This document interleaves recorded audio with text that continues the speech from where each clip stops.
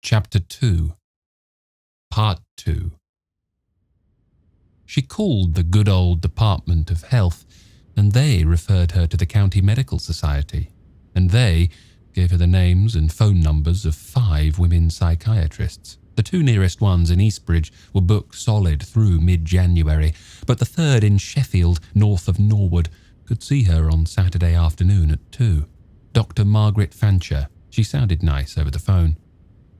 She finished the Christmas cards and Pete's costume, bought toys and books for Pete and Kim, and a bottle of champagne for Bobby and Dave.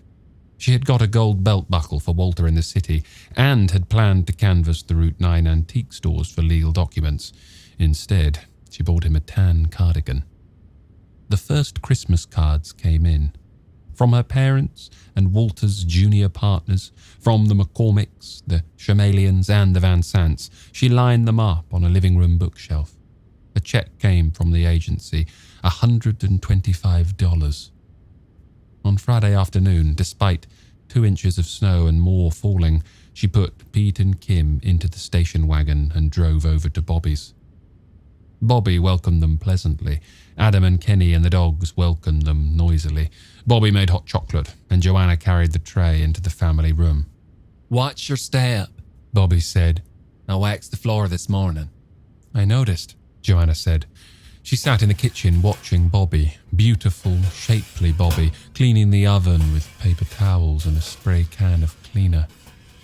"What have you done to yourself? God's sake," she asked.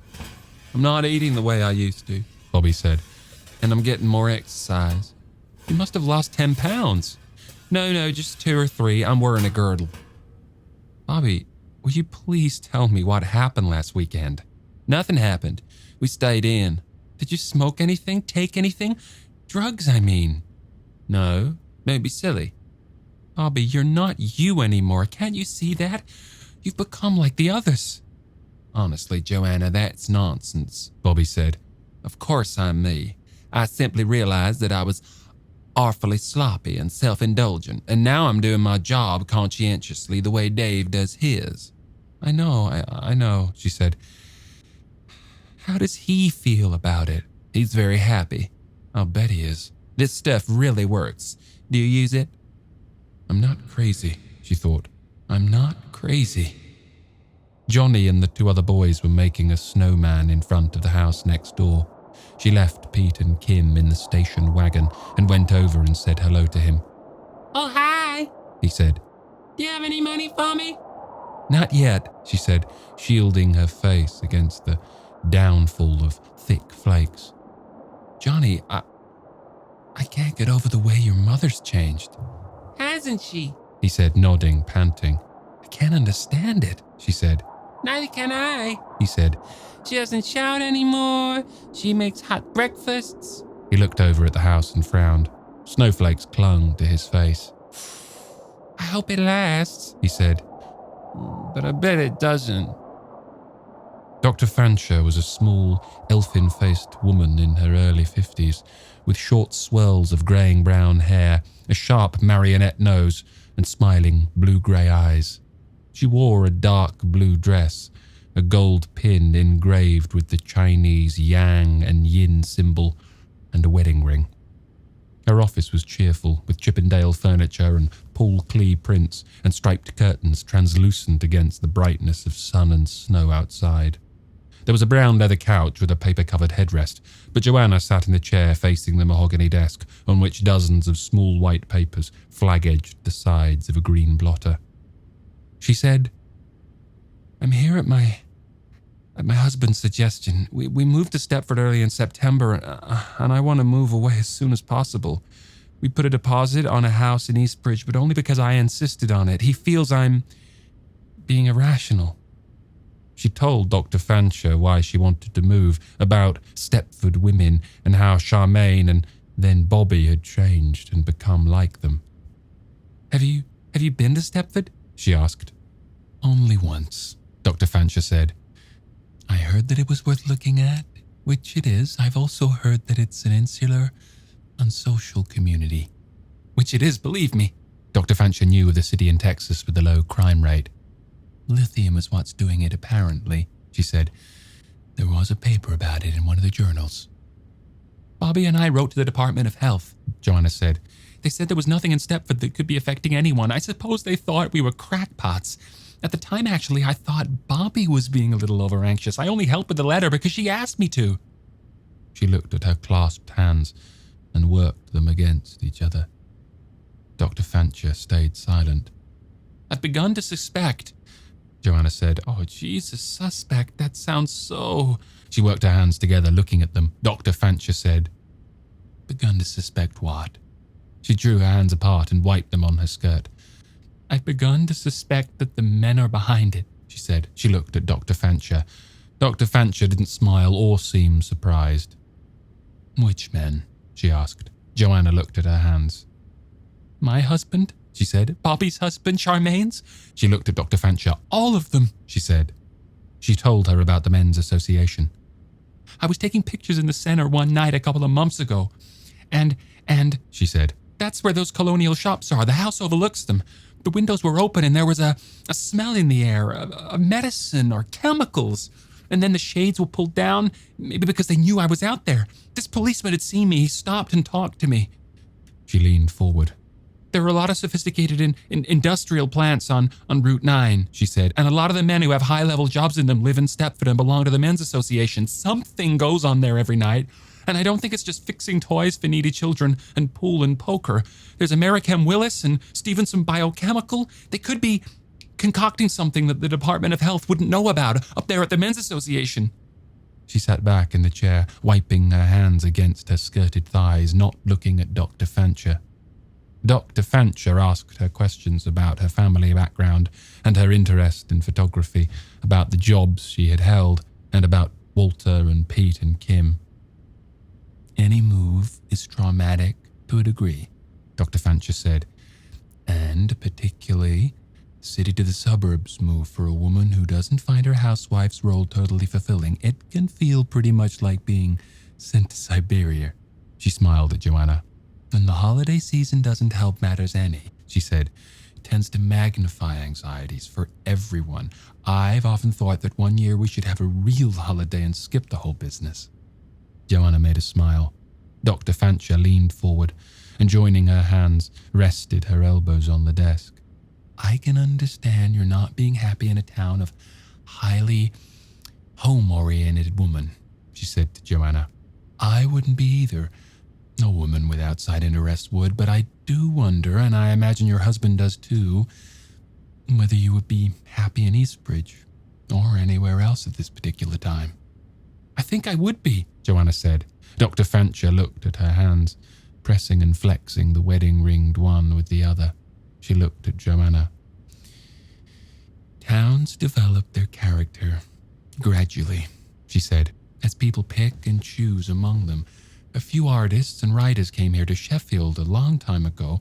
Others followed, and people who found them too bohemian moved away.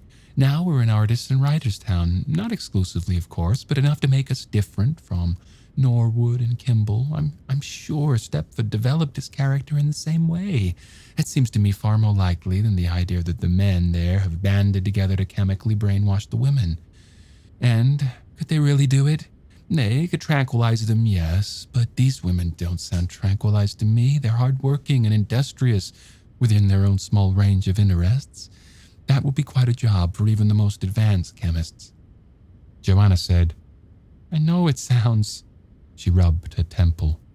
It sounds, Dr. Fancher said, like the idea of a woman who, like many women today, and with good reason, feels a deep resentment and suspicion of men, one who's pulled two ways by conflicting demands, perhaps more strongly than she's aware. The old conventions on the one hand, and the new conventions of the liberated woman on the other. Joanna, shaking her head, said, Oh, if only you could see what Stepford women are like. They're actresses in TV commercials, all of them. No, not even that. They're like... She sat forward. There was a program 4 or 5 weeks ago, she said. My children were watching it. These figures of all the presidents moving around, making different facial expressions. Abraham Lincoln stood up and delivered the Gettysburg Address. He was so lifelike you'd have... She sat still. Dr. Fancher waited and nodded. Rather than force, an immediate move on your family, she said. I think you should Disneyland, Joanna said. The program was from Disneyland. Dr. Fancher smiled. I know, she said. My grandchildren were there last summer. They told me they met Lincoln. Joanna turned from her, staring. I think you should consider trying therapy, Dr. Fancher said, to identify and clarify your feelings. Then you can make the right move. Maybe to Eastbridge, maybe back to the city. Maybe you'll even find Stepford less oppressive. Joanna turned to her. Will you think about it for a day or two and call me? Dr. Fancher said. I'm sure I can help you. It's certainly worth a few hours' exploration, isn't it? Joanna sat still and nodded. Dr. Fancher took a pen from its holder and wrote on a prescription pad. Joanna looked at her. She stood up and took her handbag from the desk. These will help you in the meantime, Dr. Fancher said, writing. They're a mild tranquilizer. You can take 3 a day. He tore off a slip and offered it to Joanna, smiling. They won't make you fascinated with housework, she said. Joanna took the slip. Dr. Fancher stood up. I'll be away Christmas week, she said. But we could start the week of the 3rd. Will you call me Monday or Tuesday and let me know what you've decided? Joanna nodded. Dr. Fancher smiled. It's not catastrophic, she said. Really, I'm sure I can help you. She held out her hand. Joanna shook it and went out. The library was busy. Miss Austrian said they were down in the cellar. The door on the left, the bottom shelf. Put them back in their proper order. No smoking. Put out the lights. She went down the steep, narrow stairs, touching the wall with one hand. There was no banister. The door on the left. She found the light switch inside, an eye string of fluorescence, the smell of old paper, the whine of a motor climbing in pitch. The room was small and low-ceilinged. Walls of shelved magazines surrounded a library table and 4 kitchen chairs, chrome and red plastic. Big, brown-bound volumes jutted from the bottom shelf all around the room, lying flat, piled 6 high. She put her handbag on the table and took her coat off and laid it over one of the chairs. She started 5 years back, leafing backward through the half-a-year volume. Civic and Men's Associations to merge. The proposed union of the Stepford Civic Association and the Stepford Men's Association has been endorsed by the members of both organisations and will take place within weeks. Thomas C. Miller III and Dale Kober, the respective presidents. She leafed back, through Little League ball games and heavy snowfalls, through thefts, collisions, school bond disputes. Women's Club suspends meetings.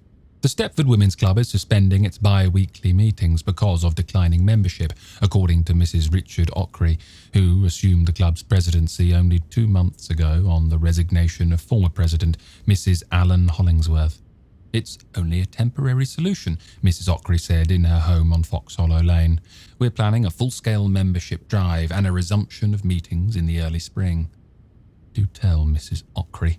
She leafed back through ads for old movies and low-priced food, through fire at the Methodist Church and the opening of the incinerator plant. Men's Association buys Terhune House. Dale Kober, president of the Stepford. A zoning law change, a burglary at Computech. She dropped the next earlier volume down onto the other one. Sitting, she opened the volume at its back. League of Women Voters may close. So what's so surprising about that? Unless the recent fall-off in membership is reversed, the Stepford League of Women Voters may be forced to close its doors, so warns the League's new president, Mrs. Theodore Van Sant of Fairview Lane. Carol? Back. The drought was relieved. The drought grew worse. Men's Association re-elects Kober. Dale Kober of Anvil Road was elected by acclamation to a second 2-year term as president of the steadily expanding... Back 2 years then. She jumped 3 volumes. A theft, a fire, a bazaar, a snowfall. She flipped up the pages with one hand, turned them with the other. Quickly. Men's Association formed.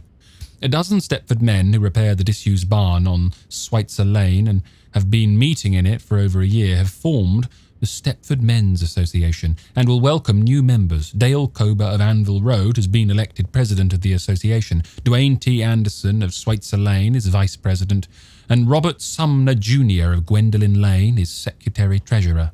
The purpose of the association, Mr. Kober says, is strictly social poker, man talk, and the pooling of information on crafts and hobbies. The Kober family seems especially apt at getting things started.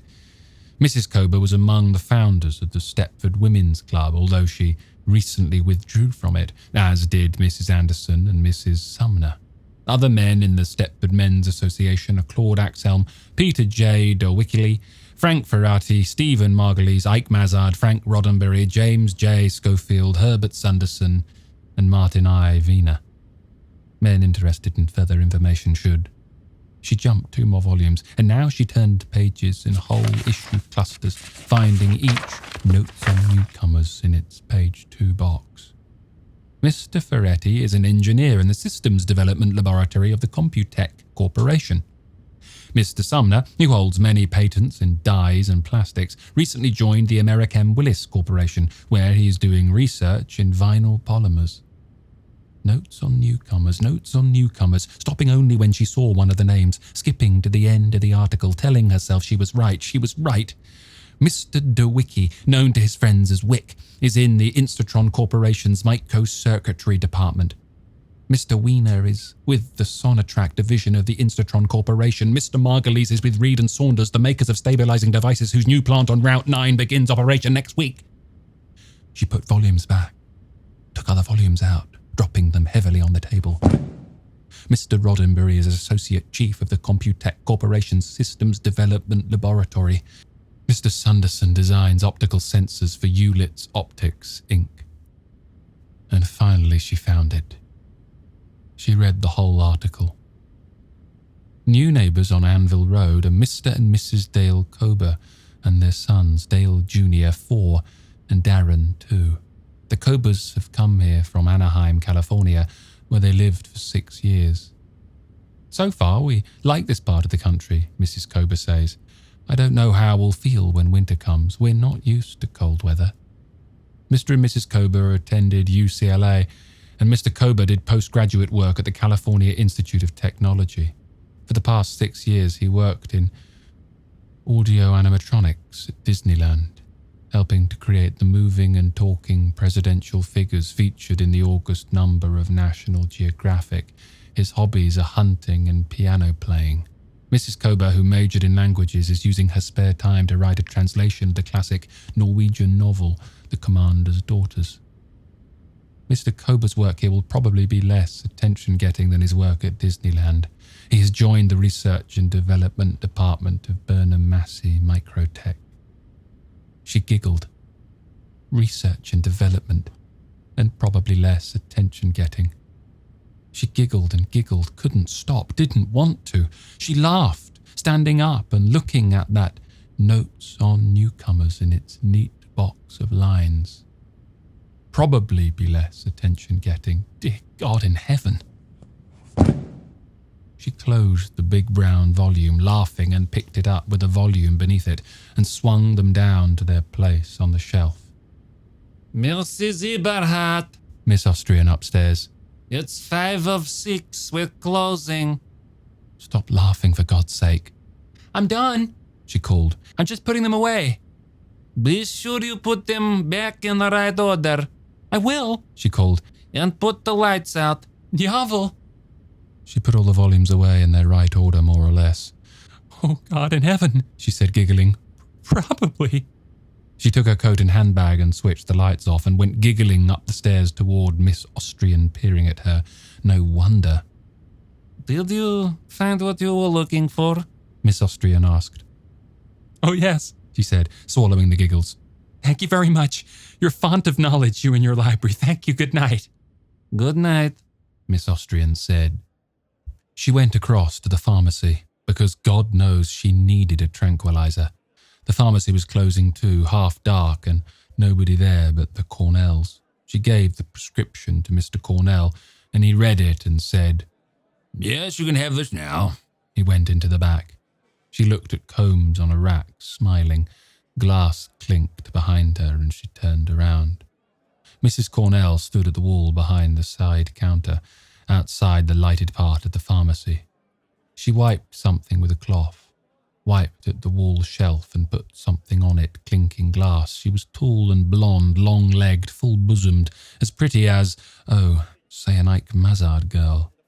She took something from the shelf and wiped at the shelf, and put the something on it, clinking glass, and took something from the shelf, and, "Hi there," Joanna said. Mrs. Cornell turned her head. "Mrs. Ebard," she said and smiled. "Hello, how are you?" Just fine," Joanna said. "Jim Dandy, how are you?" "Very well, thank you," Miss Cornell said. She wiped what she was holding and wiped at the shelf and put the something on it, clinking glass, and took something from the shelf and wiped it. "You do that well," Joanna said. "It's just dusting," Mrs. Cornell said, wiping at the shelf. A typewriter pecked from it back. Joanna said, "Do you know the Gettysburg Address?" "I'm afraid not," Mrs. Cornell said, wiping something. "Oh, come on," Joanna said. "Everybody does. 7 years ago. "I know that, but I don't know the rest of it," Mrs. Cornell said. She put the something on the shelf, clinking glass, and took something from the shelf and wiped it. "Oh, I see. Not necessary," Joanna said. "Do you know this little piggy went to market?" "Of course," Mrs. Cornell said, wiping at the shelf. "Charge?" Mr. Cornell asked. Joanna turned. He held out a small white-capped bottle. "Yes," she said, taking it. "Do you have some water? I'd like to take one now." He nodded and went in back. Standing there with a bottle in her hand, she began to tremble. Glass clinked behind her. She pulled the cap from the bottle and pinched out the fluff of cotton. White tablets were inside. She tipped one into her palm, trembling, and pushed the cotton into the bottle and pressed the cap on. Glass clinked behind her. Mr. Cornell came with a paper cup of water. "Thank you," she said, taking it. She put the tablet on her tongue and drank and swallowed. Mr. Cornell was writing on a pad. The top of his head was white scalp, like an under-a-rock thing, a slug, with a few strands of brown hair pasted across it. She drank the rest of the water, put the cup down, and put the bottle into her handbag. Glass clinked behind her. Mr. Cornell turned the pad toward her and offered his pen, smiling. He was ugly, small-eyed, chinless. She took the pen. "You have a lovely wife," she said, signing the pad. "Pretty, helpful, submissive to her lord and master. You're a lucky man." She held the pen out to him. He took it, pink-faced. "I know," he said, looking downward. "This town is full of lucky men," she said. "Good night." "Good night," he said. "Good night," Mrs. Cornell said. "Come again." She went out into the Christmas-lighted street. A few cars passed by, their tires squishing. The men's association windows were alight, and windows of houses farther up the hill, red, green, and orange, twinkled in some of them. She breathed the night air deeply and stomped boot-footed through a snowbank and crossed the street. She walked down to the floodlit creche and stood looking at it, at Mary and Joseph and the infant and the lambs and calves around them. Very lifelike it all was, though a mite Disney-ish. "Do you talk too?" she asked Mary and Joseph. No answer. They just kept smiling. She stood there. She wasn't trembling anymore, and then she walked back toward the library. She got into the car, started it, and turned on the light, and cut across the street, backed and drove past the creche and up the hill.